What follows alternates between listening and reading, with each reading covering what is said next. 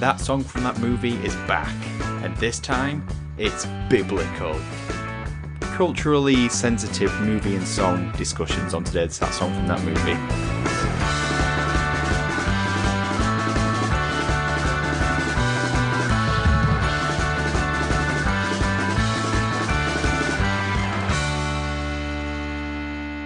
Lis. Ten? Nailed it. Thank you for joining That Song from That Movie, the journey through the very best and worst of movie songs. I am your Playing with the Boys host, Dietrich, and today we're joined by the Pharaoh who has the power to take away your food, your home, and your freedom, Alex. I knew you were going to do a Playing with the Boys reference. I just knew it. As soon as I heard that song earlier when I rewatched the film, I was like, Dee's going to make that reference. Yeah, I had to decide whether or not to put it in there or to have it as one of my main notes about the song later on. So I've opted for that instead. Yeah, fair enough. Get out of the way early. Yeah, exactly. And he's practically bringing down the dynasty, Ben. It's exactly what my parents say. Every Sunday lunch. Is the weak link in the chain. Yeah, very weak, yeah.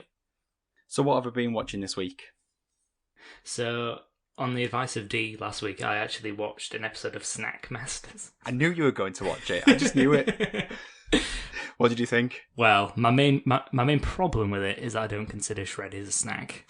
I don't consider it breakfast. That was covered in the show. Well, they did mention it, but I feel like it's still they're trying to get around it. The fact that they knew it wasn't a snack was silly.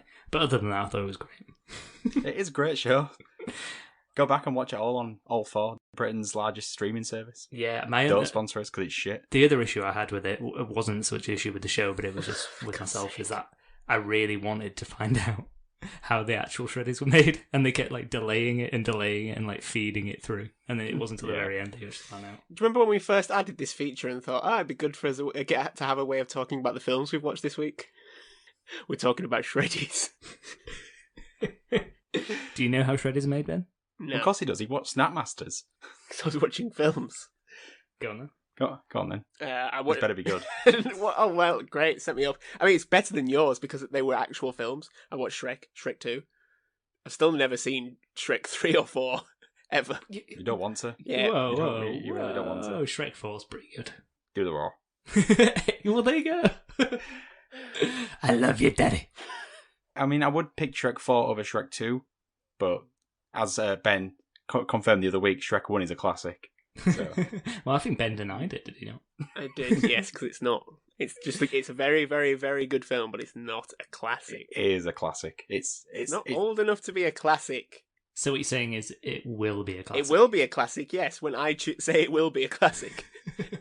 When the BFI ring me up and say, Ben, is it that year? And I say, no. Not yet, BFI. Hold on. I don't know why it's the BFI, but maybe it's DreamWorks. Well, interesting you mentioned DreamWorks. They'll be coming up in this episode later. You'd hope. D, anything worthy of mentioning? I was planning on talking about Snackmasters. Of course you were. So today's episode is pretty much all the songs from 1998's Disney classic Mulan. 1998's DreamWorks classic The Prince of Egypt. So to find out what was happening in the world when the movie came out, over to you, Alex. Yeah, so it's actually going to be a relatively short news this week because we've got so many other things to get into and discuss that I've kept it relatively brief. So there was one main news story going on in December 1998, which is when the film came out. And that was the impeachment proceedings, which began against President Bill Clinton for high crimes and misdemeanors, which in itself sounds like a good film title. I think there is a film called Crimes and Misdemeanors, isn't there? The impeachment stemmed from a sexual harassment lawsuit filed by Paul Jones and his testimony denying that he had engaged with sexual relationship with that woman, Miss Lewinsky. I was so hoping you were going to do the impression. So that was the main news. In music news, Believe by Cher, Not When You Will Believe, started the month at number 1, but was beaten at Christmas by Spice Girls with Goodbye, which was then taken over by Chef with Chocolate Solid Balls a week later. That got to number 1? Yeah. My word. The 27th, which I enjoy, a couple of days after Christmas. So close to being Christmas number 1. I know, yeah, it would have been great, wouldn't it? Would have gone well with Teletubbies and Bob the Builder. Yeah, it would, wouldn't it? But of course, yes, the other thing that happened in December 1998 was the release of what some people have called the greatest animated film of all time. They have. These people have not watched Shrek. Well, we'll get into it later. We'll get into that discussion later. But some people have actually called it that. That is legitimate. D. This film is a classic. Ooh. Is that because it predates 2000? Is that when you're allowed? We're not there yet. Yeah. Anyway, we're not talking about Shrek anymore. I mean, we have spoken about Shrek for a while, but we're not anymore. Talking about the Prince of Egypt. On a lot of episodes as well. Yeah. And on its own episode at some point in the future. So, the film The Prince of Egypt was directed by the tripart Brenda Chapman, Steve Hickner, and Simon Wells, and it was written by Philip Lezebnik, along with storyboarders. It's an adaptation of the Book of Exodus, of course, following the life of Moses from Prince of Egypt My favourite book. to leader of the children of Israel, along with everything that includes, including the burning bush and, of course, the plagues. Before we find out what Ben and Dee's opinions are, I wondered if either of you would like to take the listeners on a journey into our history with this film. I'm wondering when it was going to come up. But it was always going to come up at the beginning. I think the best way to describe this is we didn't watch this film in school in the sense that we watched 45 minutes of this constantly in every RE lesson for a year, week after week after week. And I'm pretty sure, if my memory serves, and this is a very British thing, RE was in the music room. At this time it was, yes. And it was a very drab setting for what is a very drab first half of a movie. Whoa. First half of a movie. Oh, I still don't know about that. We'll but yes, I guess to add further, that was because we kept having supply teachers, and their instructions were to put on The Prince of Egypt, and we said every time that we hadn't started it yet, miss. Oh, we actually haven't started that yet. Oh, okay, well, we'll put it on from the beginning. Yeah, we had sub-teachers every week, because the original teacher, who I think was like a newly qualified teacher, only lasted about 2 weeks before quitting. I don't exactly remember why, but I felt like something was thrown at her. Burning bush. Burning bush. But we actually did at school have a burning bush several times. Yes, we did. Teachers and cigarettes, and whatnot. So go on then, guys. We've touched on that. What are your from the beginning of this podcast episode? Even though we're about 10 minutes in, what is your opinion of this film? I want you to lay on me. Well, I've already sort of hinted towards it. I think the first half of this movie is really dry and it's hard to look at. It's just lots of brown and grey tones. And then as soon as the burning bush bit happens, man, this movie is like a million miles per hour and it's fantastic. It's just like the Bible. I'll have to take your word for it. It's boring and boring, and you get to that bit, the burning bush. Wow, which gotta bit? get That bit? The burning bush. Oh wow. You've read a lot of the book by that point. I've never read the Bible. Go on then. Aside from this joke history that we have of watching this repeatedly in a very lopsided way in RE, I do think this is a very good film. I didn't think that as a kid, and I felt that was my view of this sort of 90s DreamWorks films in general. Road to El Dorado, the Sinbad film. I thought they were just lesser films compared to Disney, but I think the themes of them are just generally not more adult, but they're packaged. They're not as packaged well as Disney are for children, and I think that's the thing. They cover similar themes in a lot of them: death, this sort of brotherly relationship that's very key, but they don't put it across, I don't think, as well for children. I think they get lost in their own craft too much. You can tell that from just the actual voice actors that are in this film. I mean, Disney never really has like big names. I mean, I know it's got some, but often not. Usually like a couple, maybe. Yeah. You think of like Aladdin, Little Mermaid. They're not like huge names. Mulan, not huge names. Lea Salonga's just a big sort of singer in like Broadway. But the voice acting cast in this, the budget must have been insane. But yeah, rewatching it a few months ago, I think it's so good, so layered, designed so amazingly. Animation's fantastic, bit different. Tries a few things that I think are quite risky, like with the sort of hieroglyphics scene. Yeah, I think they really pushed the boat out. And clearly people weren't that ready. So you watched it a few months ago, Ben. Have you watched it recently, or was the last time you watched it in RE? I'm guessing you must have seen it since, because you've seen the second half, by the sounds of it. Yeah, I finally watched the second half of it today. I probably did watch the second half at some point as a child, but I don't remember. remember I it. don't ever think we did at school. I know we never finished it in school. That VHS was burnt out. It surprises me to hear you say about the beginning, Dee, because I think like the very beginning of this film is amazing. Like especially the first scene, which we'll get into when we go into the first song, but also that chariot ride thing. Like what a scene! It's like Fast and the Furious, but in animated form and on horseback. I thought that was crazy good. Can you do like a Fast and the Furious? Oh wow! I'll let you off for that. Yeah, that's pretty good. That checks. Yeah, it checks out.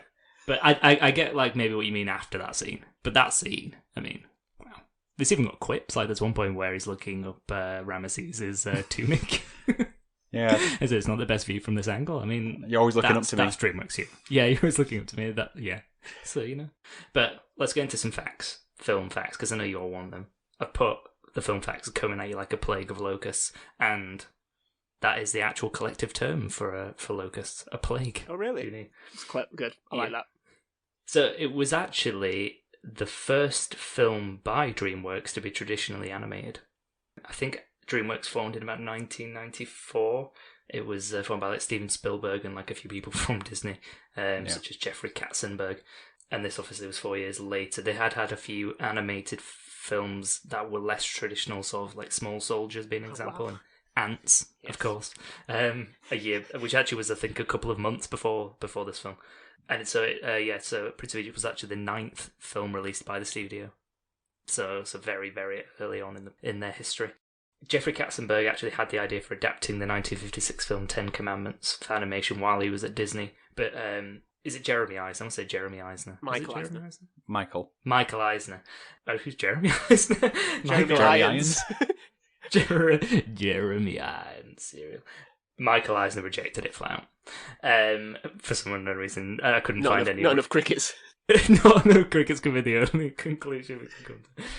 But yeah, so when actually he co-founded DreamWorks, Jeffrey Katzenberg this is, he actually hired a team who had previously worked for Disney, a crew totaling of 350 people. Wow. So he essentially just sniped people from Disney to work on this film.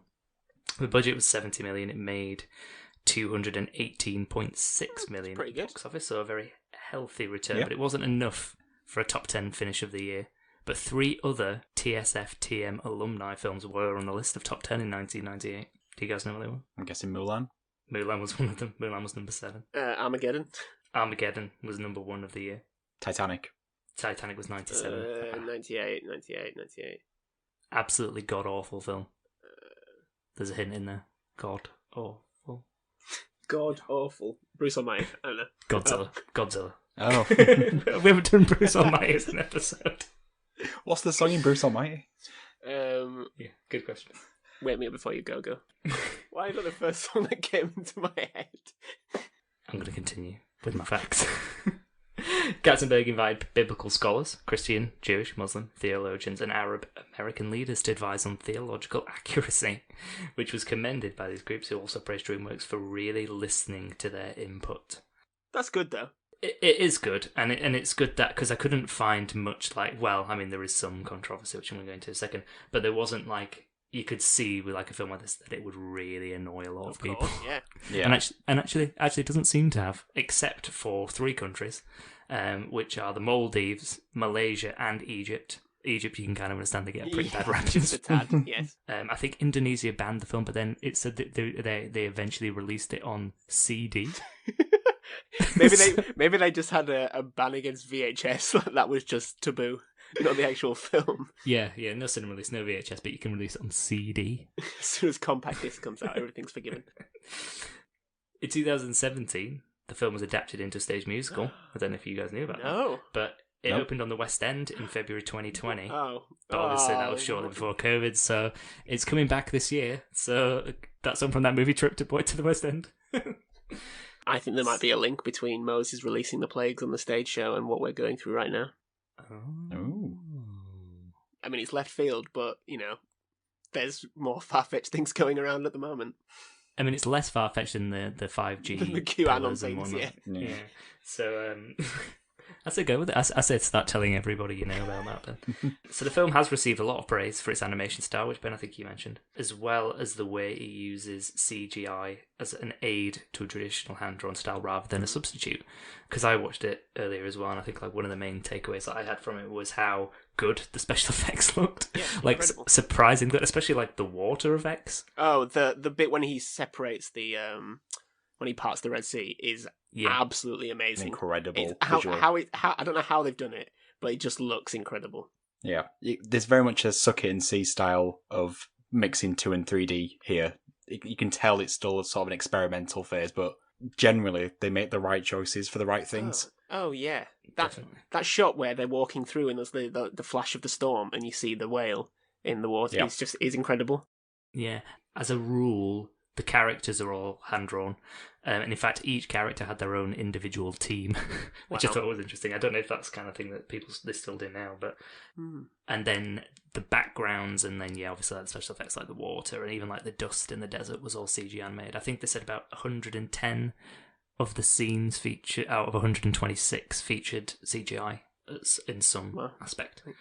I think it is fairly common to have an animation team behind a specific character to give them their own feel. Because I know Jessie in Toy Story 2 had her own, mostly female animators behind her. So I think it's just to give a bit of uniqueness to the development. Yeah. Yeah, and that makes sense. And also stops other people like tinkering, I suppose, doesn't it? Like, oh, well, I've drawn it slightly differently. Or... Yeah. So it keeps like continuity, I suppose. I think it's a more recent thing. I mean, Disney used to just reuse, it's a bear in this film. Yeah, it can be a tiger in the next film. Who cares? Just take the same carbon copy of it and just paint over it. So I imagine it's a 90s thing onwards. Yeah. I think as well you touched on that hieroglyphic chase sequence, which I think is like, it really stands out as well.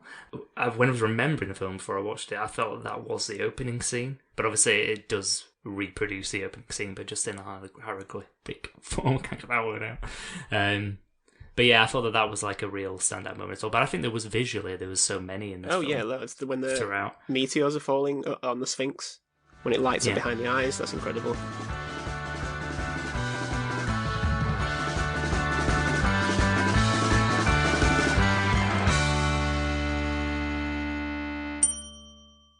So I did reference it at the beginning, but in 2019, Sci-Fi, the website, did a 20-year retrospective and called it the greatest animated movie of all time. And all I've written next to that is thoughts. I mean, it got the clicks. Yeah, it's Sci-Fi. It's when people. Yeah, it's also the Sci-Fi channel. I'm assuming it's the Sci-Fi channel as in their website. Sci-Fi. I think it's Sci-Fi Wire. Yeah. Okay, right. Yeah. I mean, every animated film ever has probably got an article online saying it's the greatest animated film by someone. Because people find it boring to say things like The Lion King because no one cares. If someone says their favourite film is The Godfather, no one cares. It's because it's not a good film. No, but in general, it's because it's just like a lot of people think that. Yeah, it's like Casablanca's the best film ever. Citizen Kane is the best film ever. Yeah, that sort of things thing. like that. It's not like it's wrong, but it's just boring. Yeah. So it's probably very cool to think this is your favourite animated film. I mean, the article itself, I did read it, was quite tongue-in-cheek, and it was actually very funny, so I would recommend reading it, because there was a lot of there was a lot of amusing references. Alex's new job for Sci-Fi Wire. Can you imagine? No, because so there's just an article about this being the greatest animated film of all time, and What If by Kate Winslet being the best song from an animated film of all time. So, we've spoken a bit about the film there. We're going to be speaking about the film a bit more when we go into the songs, because there are a lot of them. And I feel like we're already a decent portion of the way through the podcast. I don't realise that we haven't touched on any of these songs yet. So let's just start. Let's just start from the beginning. So the songs were written by Stephen Schwartz, music by Hans Zimmer, obviously. Of course. He's on every animated film going at this time. just every film in general. just every film. So the first song is Deliver Us. I put something up in one word. I went with bludgeoning. It just pounds into you relentlessly with themes. I put, it's a traumatic experience. It's aggressive at points. It's beautiful at others. It's just a great opening for me. And also has a lot of similarities with The Circle of Life. Again, referencing Lion King. But even the way that the scene ends with that kind of like sound, I guess that's Hans Zimmer's work. and then goes straight into the next scene. It's very reminiscent of that. I mean, presumably there are Disney connections here with Jeffrey Katzenberg anyway, but that really felt to me like it was kind of not paying homage, obviously, stealing that idea from Disney. But yeah, what did you guys think of this song? Yeah, so, I mean, sort of following from what you said, I wrote down PTSD inducing. But actually, the song reminded me mostly of Look Down from the beginning of Les Mis. I put that exact thing. I've literally put the exact comment down, D. Well, I'm glad I'm not the only one that thought that. No, really similar, really similar. What I really like about this song, more than the actual thing itself, is what the song, it sort of lives on through the entire film as like a motif, and by the time you get, I don't know if we're coming back to it at the end, but spoilers, you hear it again at the end. Yeah. And you don't need to hear the words because it's drilled into you so much in this beginning. It just keeps with you the entire film. Yeah, definitely. Yeah, I feel like it feels like a musical opening. And when you said this musical came out last year, I could almost envision that, on stage, just with like this kind of choir chorus background. It really sort of punches. And at the same time, it's catchy. You almost feel like you want to sing it, but it's like I catch myself because it's not cheerful. It's really serious. It reminded me a bit of the Roostabout song in Dumbo as well. Just that sort of, almost kind of like tongue-in-cheek singing, almost like, we're singing, but we have nothing to sing about, really, other than just the pain and hardship that we have to endure at the hands of Ramses. Like I said, I really love it, but I just don't feel like I could sing it. Like you both said, it's really similar to Look Down from Les Mis, but it's kind of like dialed to the nth degree, or to the heavens. Because I feel like with at least with Look Down, there's you kind of laugh to yourself a bit because there's that part where Javert and Jean Valjean introduce themselves midway through the song, and you're like, well, I'm very aware I'm watching a musical here. But with this one, it's just so relentlessly bleak. Yeah. But I think as well the visuals of it are just harrowing, and the struggle of the working people to construct the monument to their own slavery, essentially. The street raiders snatching and throwing babies to crocodiles, cries of deliverers, which echo, like you said, they come back at the end, don't they, and all the way through the film. Yep. The fragile hope of a child in a basket swashing between the reeds and hippos and snapping creatures of doom, and a huge cargo ship. You can tell I'm reading my notes here. So they're squeezing so much in, so much iconography, so many sort of themes and messages really crammed in to, sometimes 2 or 3 minutes. There's a lot to digest, and that's why I think a young kid is just like, oh, this is just a very dark song, as I probably would think as a child. But there's a lot going on in this film, in this song especially. And it seems to be building up, I guess, to the narrative we're about to see, the tipping point for this huge, drastic change that's about to happen. You're about to witness something, and I think it's that preparation, which I think, again, probably Hans Zimmer, and that sort of crash are very much like Circle of Life. It just hits. It's like, sit in your seat. You're about to get ready for something. Yeah, definitely. Yep, definitely. Well, let's actually move on to the second song, because the second song actually comes in the middle of the first song, interestingly. Yep. So it's called River Lullaby. And actually, it, again, like Deliverers, appears multiple times throughout. And I think this is a general point about all the songs, is that they don't just appear once. I think every single one, maybe apart from Dee's favourite one, Playing with the Boys, whatever it's called. Not that. All I can think of when you say that is let's hear it for the boys. Yeah. I feel like that's the only one that doesn't crop up at least twice. So there's this first, just to describe the scene, in between all this horrific visual imagery that you get that was just described, there's the scene where Moses' mother and sister and brother, I think, there's certainly another child who doesn't ever seem to appear maybe again in the film.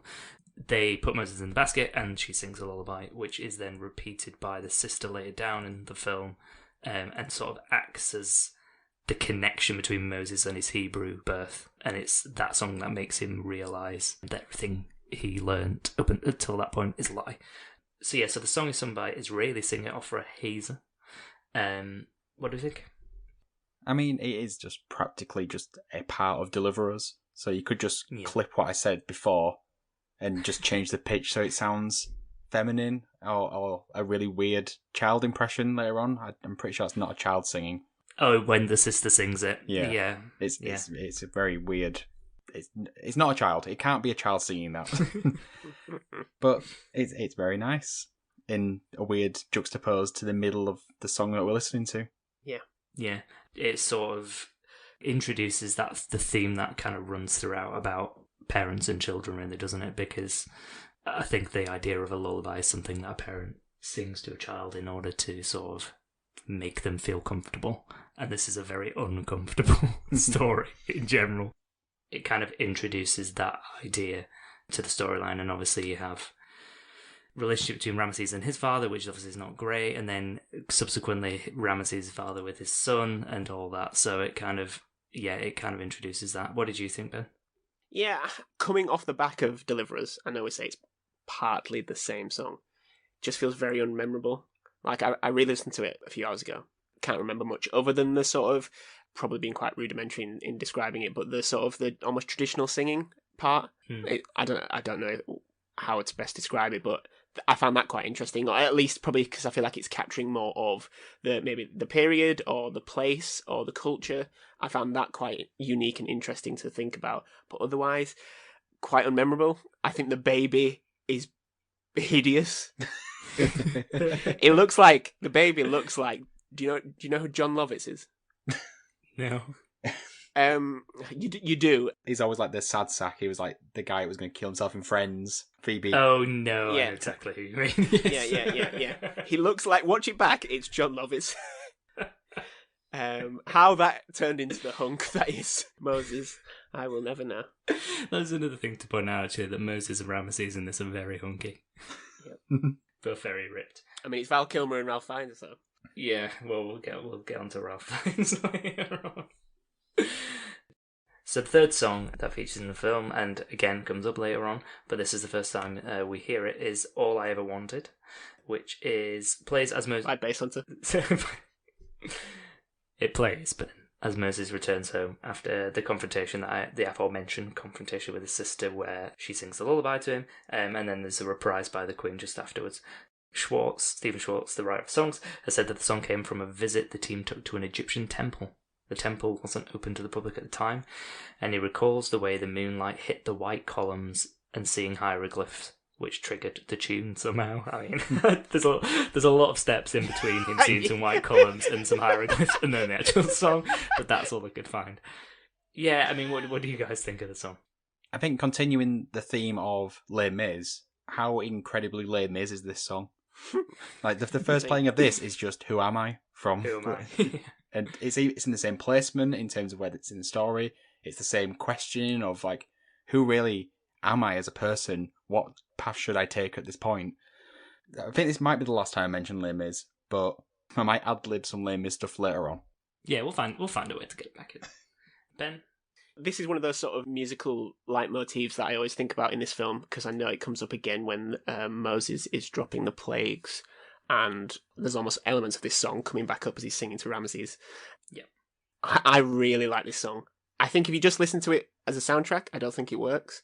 But the sort of the internal conflict of what is it I want? Do I want this adopted family? You know, his relationship with his brother, which is clearly key to him. He's got incredible wealth, power. Or is it actually his true connection to the Jews? Is it his birthright? Is it, that internal conflict of what he's put these people under, all this stress and pain? And you can hear it in his voice, that changing how it goes, but still stays in rhythm, I think is really cleverly done. And then obviously it goes into the weird hieroglyphic scene. Probably, as just for intrigue and breaking it down, my favourite song in this. And, that's saying something coming up. I just really, really like it. Yeah, I mean, I think you guys have kind of touched on the points that I had. I mean, it's this classic want song trope that you see. Yeah. And obviously they even handily draw attention to it, didn't they? All I Ever Wanted is literally in the title of the song. Yeah, I mean, so it's no wonder that you are seeing similarities between that and Les Mis, because it's something that they use in all musicals, and that. Yeah. I mean, obviously it's not like something like Les Mis in the sense that it's not all sung throughout, but certainly when the songs hit, they're at the points when those main songs hit within a musical, and I think that this one is a perfect example of that. I think this one, maybe more than the first two, is the first song that really plays a narrative role. I think the other two, well, I mean, it's not the other two don't, but they kind of set. Yes. The first Deliver is essentially there to set the scene of the film, and it does a very good job doing that. But this one is designed to progress the narrative or progress the character of Moses and display his sort of internal struggle. And I think this is why in all musicals this song is there, because it is that point in the film where they cross the threshold, or they find out something new about themselves they didn't know before, and that's what drives the story on from this point. So it's pivotal to the film, and I think it's very well done. I think maybe it's a little on the nose. I think with this, though, and because I completely agree with you there, but I think what's great about this song and this film, because the repetition of it, I don't think Moses ever truly kind of accepts one or the other. That conflict is continuous, and that's why I love, like, later on, he still is almost hating himself for what he's doing, and it's just that, it's not the why can't I have both, but I know I can, and I have to live with that, and that hurts. Yeah. You know, again, this is an animated film. Well, it draws back completely on what you said at the very beginning, isn't it? That this film doesn't bend to children in the same way that a Disney film often would, or it doesn't mask things in the same way. That internal conflict of his character is there throughout the film, and it's never truly reconciled, like you say. No. And I never got that as a kid. Like, I did not fully grasp that. Yes, I know he hates his brother, and that kind of he leaves and he finds his true purpose, but not the depth and the detail that goes into. And again, you know, they've made a biblical epic, but without the sort of really sort of deep characters still in this huge sandal story. And I think that's really, really hard to do.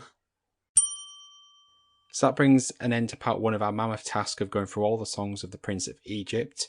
We'll be back next week, same time, next Thursday. If you listen to this in the future, the episode's already out. Just go and hit play right now. So until then, bye!